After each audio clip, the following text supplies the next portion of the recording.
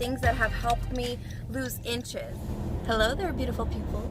That was kind of creepy. I wanted to talk about my body type and my conditions that affect my weight loss and, you know, my fitness goals and everything. So I wanted to share this with you because I figured there's other people out there with my body type and with my conditions that could benefit from the things that I've learned. So first of all, I wanted to talk about the body types. So my body type, I think that I have a dominant endomorph and a little bit of a mesomorph. So with an endomorph body type, it's really easy to gain fat. When you're gaining muscle, it's kind of hard to gain muscle without gaining fat. So it just kind of comes along at the same time. As well as you tend to store body fat in your like lower area of your body, like a pear shape type of thing. So like your lower abdomen, your hips, your thighs, and things like that. We also tend to have a thicker rib cage, shorter limbs, which is, I think, like a weird characteristic of it. I don't know. For mesomorph, usually wider shoulders and like a smaller waist, I believe. You tend to grow muscle easily, as well as with an endomorph, it's pretty easy for you to grow muscle. With mesomorph, it's also the same thing. You can grow muscle pretty easily as well. Now, for both of these body types, it is pretty recommended that you do weightlifting as well as cardio, a combination of both. For endomorph, and I believe for mesomorph, it is recommended to do moderate weight, nothing too heavy, and then higher reps. Instead of like 6 reps with like heavy weight, you're doing more like 15 at like a moderate weight. And so this will get your heart rate up, and that's something that's very important with like an endomorph body type as well as a mesomorph body type, so that way you can help with the growth of the muscle, but also get rid of the fat at the same time. And this information I am getting from, or I've read on bodybuilding.com and other websites like that, have a lot of similar information like that. You can just do a Google search, and there's even quizzes that can help you find what your body type is, and then you can kind of learn about it. Your body type plays a huge role in the way your body functions and how your body processes your food. So I think that's really important to know when, you know, dieting and like exercising and all of that. And also, I mean, I'm not encouraging dieting, because once you go back to your old habits, you're gonna gain it all back. So it's about changing your habits slowly but surely and becoming a healthier version of yourself. That's how you're going to be successful. So I also have PCOS, and this condition makes it a little bit harder for me to lose weight because of the insulin resistance aspect of it. Quick little interruption. I just wanted to explain what insulin resistance was, just in case you don't know what it is. So basically, the way it works is when we eat carbohydrates, our body processes them as blood sugar, which is absolutely normal. Then our body produces insulin in order to let the cells know that there's blood sugar and it's ready to be taken in as energy and to store it for later. However, people who are insulin resistant, their cells do not recognize that there's insulin signaling them that there's blood sugar, and so they don't take it in. And so the body keeps producing insulin in order for the cells to be like, hey, hello, there is blood sugar ready for you. So with these spikes of insulin, it will produce some additional symptoms that are not that great, but it will also produce testosterone. Now, I'll talk a little bit more as soon as we get back to the video. Every woman does produce testosterone. However, women with PCOS that are insulin resistant produce more testosterone. So when this happens, it does lead to the other side effects like unwanted hair, losing hair, the regular periods and stuff like that. So, you know, if you're similar to me, you have like similar characteristics, this video is for you. These are things that have helped me lose inches. I have lost 20 pounds, but I have gained muscle, and I mean, I feel great. I feel amazing. The food I'm eating is helping me, you know, feel energized. Going to the gym is helping me feel energized. And granted, you do not have to go to the gym. You could start little by little. And that's the main thing, that you can't overwhelm yourself and expect change from, you know, one day to the next. It's gonna take time. My routine is always changing. I I try to evaluate my progress, and if I see that something's not working, I need to change something. So if you're, doing dieting and things like that, and you're like, okay, this is not working, I keep going back, or it's not sustainable, you gotta change something. You have to make it sustainable for you. I know that, like, for example, with chips, I love hot Cheetos. I love hot Cheetos. I grew up eating hot Cheetos. Like ice cream, cookies, all of those things. I mean, I didn't have them all the time, but it's something that I love. I have such a sweet tooth. So what's going to happen if it's not sustainable for me? I'm going to have a little cheat meal. And then that cheat meal is going to turn into a binge or something. I'm going to feel guilt. I'm going to feel like, oh, you know what? Forget it. This isn't working. I might as well just give up. But that's not what this is about. If you do make a mistake, if you do cheat a little bit, just move on. It's not going to help you to dwell in it mentally, and it's not doing anything for you. So just plan ahead. So think about, what happened here? Did I just go too long without eating, that I was just starving and I started eating everything? Or was it that I was craving the sweet tooth and I didn't have anything good to satisfy, anything healthy to satisfy that craving? Prepare yourself. Every mistake that you make is going to lead to something good, because you're going to learn that something did not work for you, and you're going to be able to fix it. For me, because I have PCOS, I actually have to stay away from starchy and sugary foods, right? So I need to stay away from like white flour, like pastries, anything sugary, anything like bread, white potatoes, rice, pasta. Those things, they gotta go. They can't be in my diet.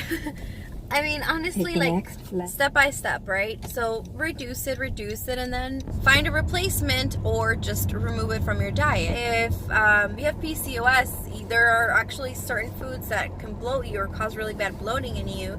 For me, cauliflower is like really, really bad. I get really, really, really bad gas pains, and I get bloated. It's just, I know broccoli, that seems to bloat a lot of people. Asparagus, Brussels sprouts are some that are sensitive for people who have PCOS. There's a couple other veggies. So if you saw my first PCOS video, then you probably heard that I was doing keto in the beginning, and for me that was just not sustainable. I have heard that keto is like amazing for people who have PCOS because you're not getting carbs. So I mean, obviously if you're insulin resistant, that's going to be like really, really good for you. It's going to help you get the most out of your your nutrition. You're going to feel better, and your workouts, you're going to see a lot faster results with keto. So I think it's a great diet. For me, like I said, keto is just not sustainable. It's not something that I can do for a long time, and so I preferred to do something low carb that I knew that I could keep up with, that I knew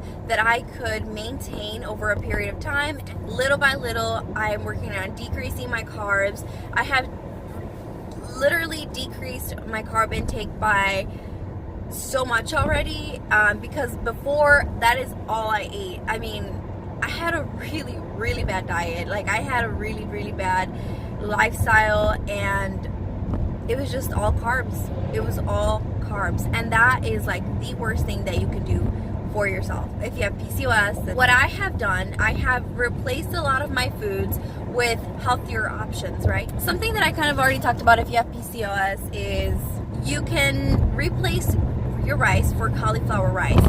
For me, it makes me really, really bloated. So what I would recommend is that if you want to try it, try the cauliflower rice, see how it makes you feel, and if it doesn't have any reaction with you, then there you go, cauliflower rice. I honestly buy the frozen bags because I ain't got time. I put it in a pan, and then with the water that's already frozen, I let that kind of cook, and I season it with salt and pepper. You can add like veggies to it or something like that. Like I've done like a tomato, onion, and jalapenos just to give it a little kick. It's really good, it's fulfilling, and at least you're not consuming the rice, which a little thing of rice like this much is like 200 calories. It's crazy. So of course, if you have PCOS and if you're trying to bodybuild, you got to focus on obtaining protein. There's a lot of sources of protein, you know, chicken, salmon, you know, like red meats and stuff like that. Tofu, I think, is a good source of protein. I've been wanting to try it. I haven't tried it, but, you know, there's a lot of good sources of protein. If you're going to go anywhere to eat, or just like if you have to eat out, pick something that has protein. If, let's say, you're getting this plate of pasta, which probably not a good idea, but, you know, it happens. Eat your chicken or eat your shrimp first and then eat a little bit of the pasta. If you're going to get a burger, get it without a bun. You can still enjoy the food and it's so good. If you have PCOS, dairy should be very limited or removed. So for me, I used to drink like 2% milk or whatever it is, and now I've switched to almond milk. I get the vanilla unsweetened flavor. It's delicious. I have it with like my cereal, and I have it with coffee. I have it with whatever I want to have it with. Oh, speaking about cereal, I love cereal. Sometimes I'm so lazy in the morning that I don't make anything, and I want something quick and easy. So I get this cereal. It's called Goleen. It's like cashew Goleen or something like that, and it has like 10 grams of protein. It does have a little bit of carbs, but it's better than other cereal. So that's kind of the way I'm able to accommodate that, where I do crave cereal, but it's not like all sugar. Also for yogurt, I love yogurts, and they're kind of an easy snack. So I mean, that's pretty much all I have that's dairy, my yogurts, and like maybe sometimes occasionally cheese. So the yogurts that I get are the Greek 100, and you can get them anywhere, even at Aldi they have them. Those have 100 calories, and they have a good source of protein.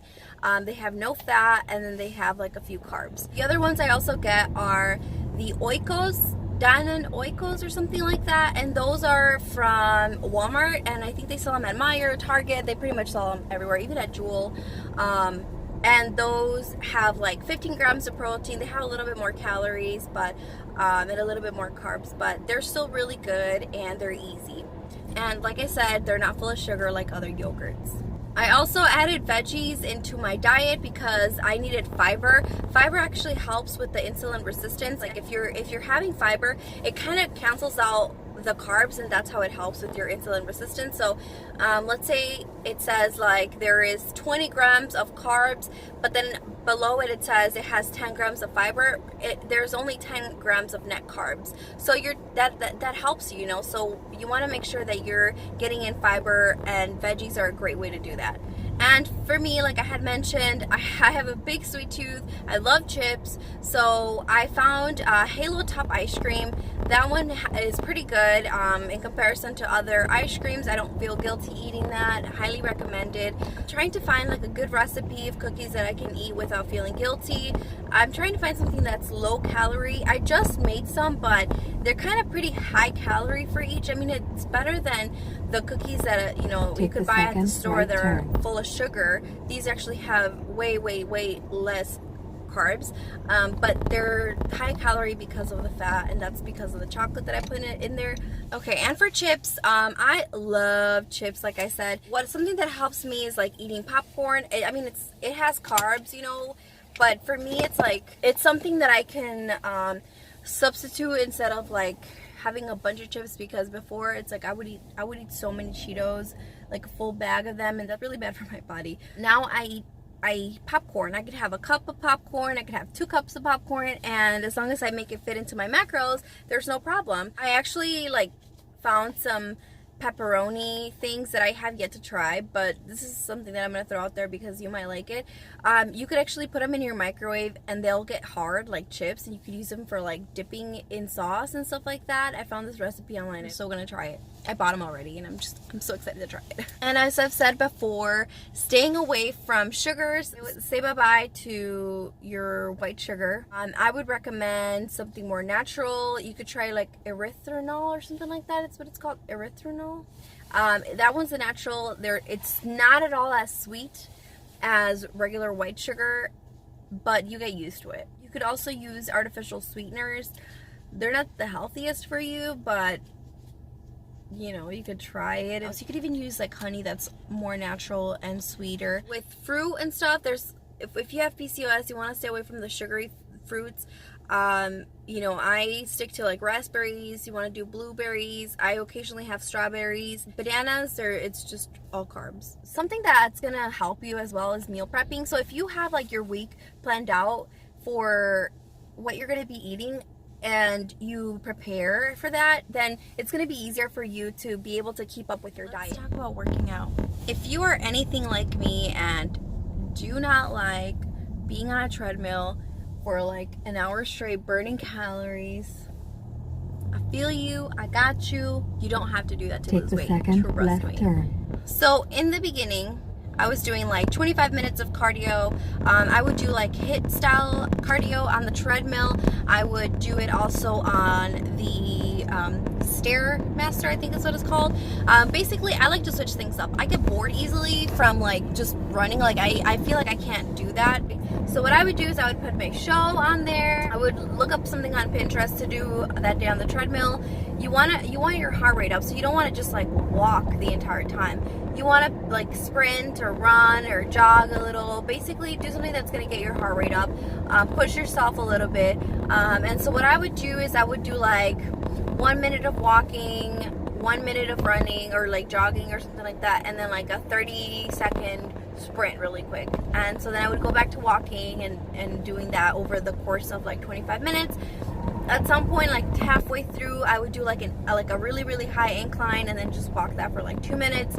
It's not easy, but it keeps things interesting, and I didn't get bored. What I would also do and implement is doing like a sort of like core workout. So my favorite thing to use is like the Bozu ball. I would do like burpees with it. I would do push-ups with it. I would do what are those called? Mountain climbers with it. I would do squats on it, and then like jumping squats. I don't know what they're called. Like you jump from side to side. I would do froggers with it. I think that there's like a Pinterest thing, I'll leave it linked below, that I used to follow all the time. It was like a really, really fun way to get my heart rate up, as well as some strength training at the same time with just my body weight, because at first I was really weak. I was starting up. I didn't have any muscle built up. I had fat to carry around, so it was hard to do a lot of weight. The key to these exercises though is you gotta do it quickly. You can't take too many breaks, because the point is to get your heart rate up, and it's gonna feel like, oh my god, like just time yourself. And if you have a buddy, have that buddy there to push you. I didn't have a buddy. I was able to do that on my own. I take pre-workout. I used to also take pre-workout, so that also helped me with like pushing myself, because I would go after work after my long day, and it was just kind of hard to have the energy to go work out and everything after I was already mentally like tired, and especially too with like being a little bit overweight, like you're feeling tired all the time and groggy and stuff like that. So it's nice to get that little boost with the pre-workout. So occasionally when I was doing my cardio, I would implement weights just a little bit, not so much. And so yes, I was losing weight, but I wasn't gaining any muscle, so you couldn't really tell a difference. It wasn't until I started lifting weights, that's when I started noticing a huge difference in my body. And even if I wasn't like losing too much, it was all turning into muscle, and muscle's a lot smaller than fat. And you can do this at home too. You can just go to like TJ Maxx, Marshalls, I don't know, Ross, and get some weights and things like that. You could use your baby. I've seen people use their babies and things like that. You could do this all at home. You don't have to go to the gym. So I have a split. So I do like shoulders one day, chest one day, abs. Usually I put abs with a couple of the other muscle groups, and then I also put in cardio. And so something that I've been slowly increasing is my cardio, because I had kind of stopped doing cardio because I got all excited about lifting weights. But now I have to go back and implement my cardio a little bit more because of my body type, because of my Pcos, as well as my Endomorph body type and mesomorph. Right turn. I need to do that cardio in order to decrease the amount of fat and everything. So yeah, I try when I'm doing my reps for whatever muscle group, I try to do, like I had mentioned before, a moderate weight where I try to be able to do like between 12 and 15 reps each. Sometimes I do like to have fun and do like see how much weight I can do and do like 5 reps of those. And that's okay, I do that occasionally, but I mostly focus on getting the high reps in there. As well as cardio, right now I'm doing like 10-15 minutes every time.